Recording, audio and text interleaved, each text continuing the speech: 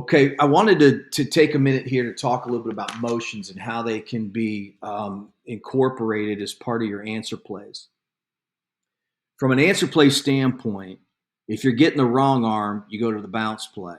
All right, for us, that's an answer play. That is not something that you adjust to within the call.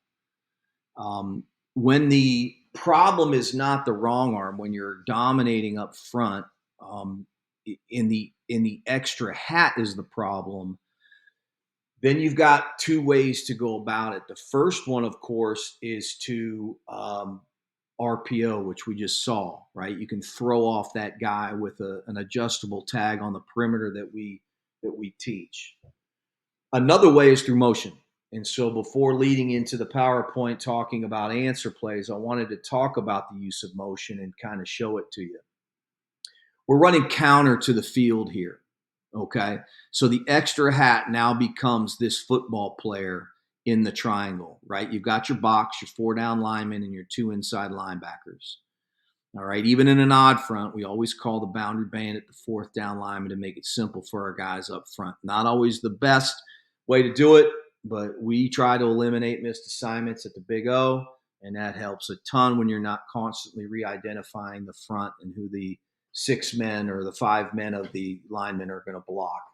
6 with the H. So these 6 are responsible for those 6. That's the bad guy right there from a quarterback perspective. So again, you can line up a guy in the slot and RPO him post snap if he's an issue, right? With a glance post or a speed out or a bubble screen or whatever. Or if you simply want to run the football, you can fly, which is taught as any motion in front of the quarterback, and orbit, which is taught as any motion over the top of the tailback. Put some eye candy on that football player right there, which hopefully will allow him not to be an extra hat in the game. Now, this play bends, in the backside A gap, so he wouldn't have been an issue anyway. But if this ball were to spit in the front side and you had nothing holding him, then yes, he could have been a player. So that was the purpose of adding the motion on that. So really nice job by the tailback right here of seeing that open space in the backside A to B gap and bending it back there and playing fast. It was a really nice job right there. Good timing and mesh by everybody involved. Okay, here are a couple drawings of answer plays that we like to carry all the time. These are our 2 favorite. We also have a play action pass, which we will discuss soon, but these are our 2 favorite.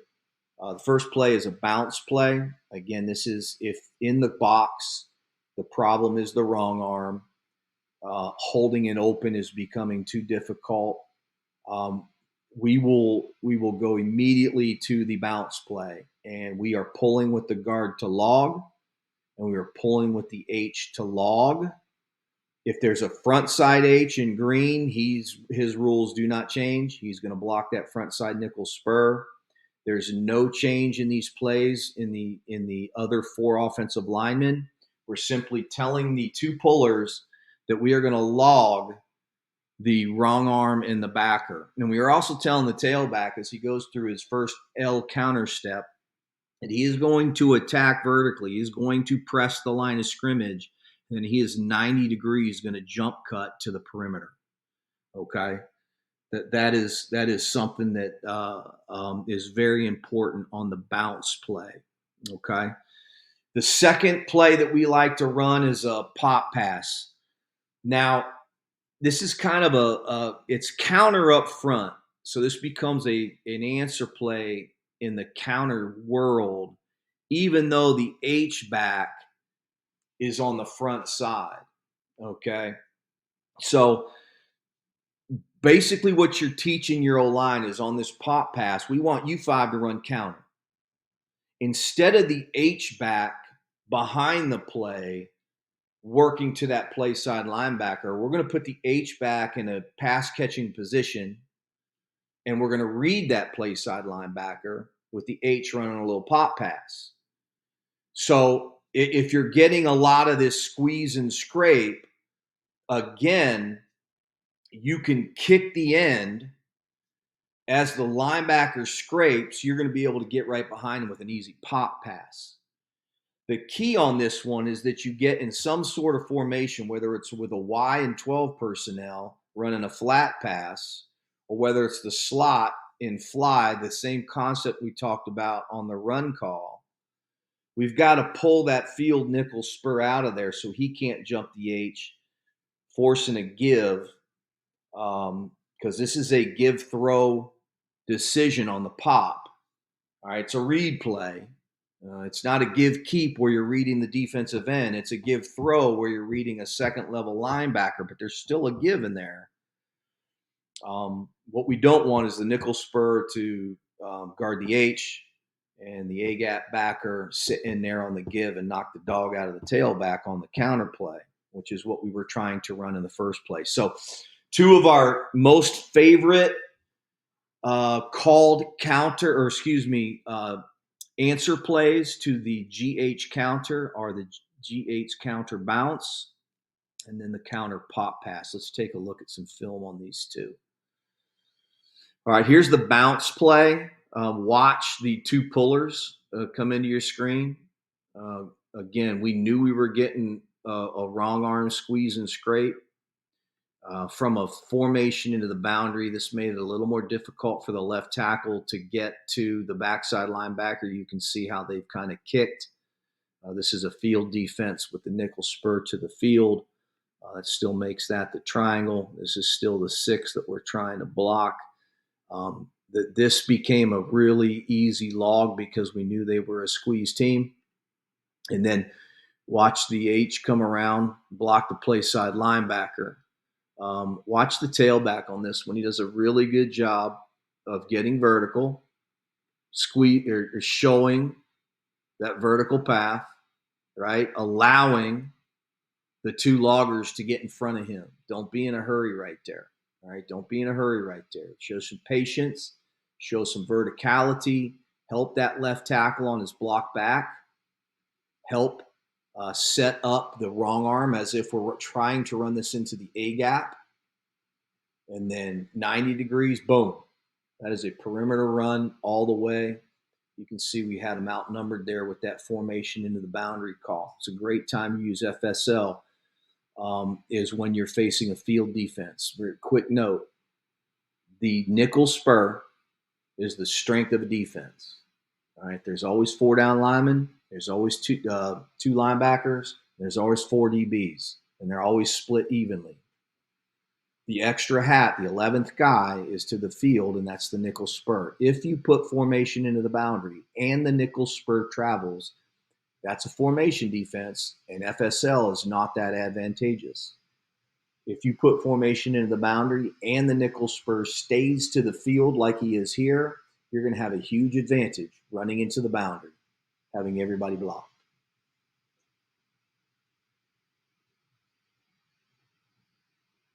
Okay, here's another look at a 12 personnel. Good picture of the bounce play. The front side, we're running this into the boundary. So the front side H is just doing his deal. He's going to arc right there. Watch the backside guard and tackle, pull and log right there. And the tailback bounce, again, getting everybody to the perimeter. These are the best perimeter runs, in my opinion, when you're showing inside run and bounce, right? We certainly love the pin and pull stuff and the fly sweep and all that. But, man, you want to talk about getting hats on everybody, bottle them all up. Every now and again, tick the back like we just did. But get that back on a vertical path through the mesh. This is a freshman in this particular case, and he's too wide, too quick. Get through the mesh first. Be patient. Set it up. Set up the log block of number 82, right?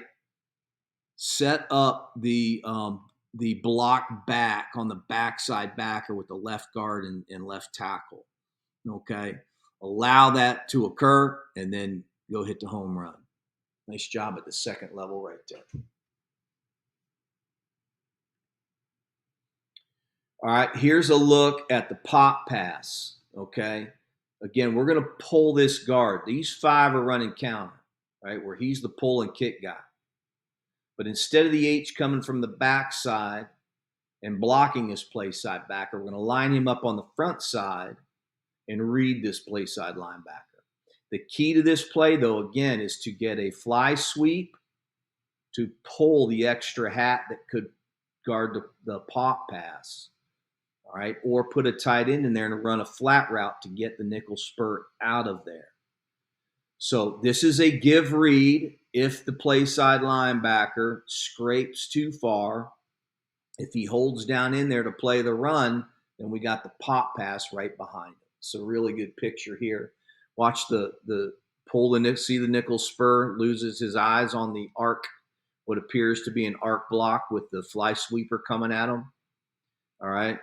The scrapers flat enough where we're able to sneak in behind them and get that little pop pass. So it looks a little bit like power to the front side backer, but from the offensive line standpoint, that's just counter. And they're running the dog out of it. You can see the vertical push. Look at that V right in the middle of the screen right there. That's the flying V right there on counter with the H coming through and blocking him. In this case, we're allowing the H to slip and catch the pop pass. Really big believer in answer plays. They got to look. So clearly we're running power out of this fly set, or excuse me, power and counter out of this fly sweep set right here, right? And then later in the game, you throw this on them. So they're not sure pre and post snap, whether it's the give throw, or whether it's the 7-man play action, which we'll show here a little bit later. This next rep is really good. This is the same play call, but out of the 12 personnel. We got a Y in here. And his only role is to run a flat pass to remove that football player.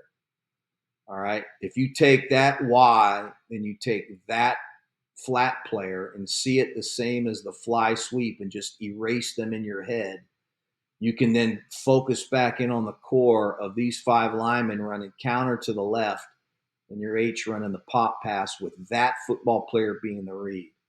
In this particular case, he widens so much we get the give and we run counter in the front side A gap without even having to block the play side linebacker. Watch 47 here. I mean, this is a 7-man box. We're only using 5 linemen to block. We take the 7th man out with the flat pass of the Y. We take the 6th man out just with the pop pass concept and their squeeze and scrape rules. Get the give, and we're on the safety right now. Love that play right there. That's a good concept right there.